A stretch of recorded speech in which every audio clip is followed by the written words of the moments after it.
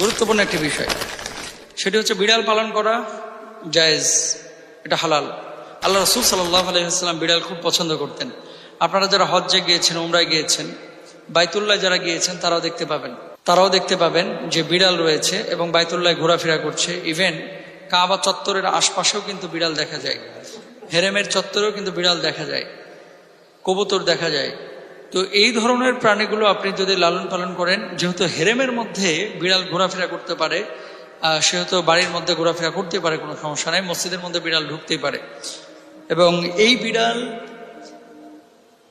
আপনি ঘরের মধ্যে যদি পালন করেন, কিছু উপকারও রয়েছে, কিন্তু কুকুরের বিষয়টা সম্পূর্ণ ভিন্ন। আল্লাহ রাসূল সাল্লাল্লাহু আলাইহি ওয়াসাল্লাম স্পষ্ট ভাবে বলছেন, সেই ঘরের মধ্যে প্রবেশ করবে না ফেরেশতা যে ঘরের মধ্যে কুকুর অথবা কোনো ছবি থাকে। কালবুন আও তাসাউরা, স্পষ্টভাবে আল্লাহ রাসূল সাল্লাল্লাহু আলাইহি ওয়াসাল্লাম বলেছেন যে কুকুর এবং ছবি যে ঘরের মধ্যে থাকে, সেই ঘরের মধ্যে রহমতের ফেরেশতারা প্রবেশ করে না। অনেক সময় দেখা যায় যে বিদেশ থেকে 3 লক্ষ, 4 লক্ষ, 5 লক্ষ টাকা খরচ করে কুকুরের বাচ্চা কিনে নিয়ে আসে, তারপরে মুসলমানের বাচ্চা এই কুকুরকে লালন পালন করে ঘরের মধ্যে।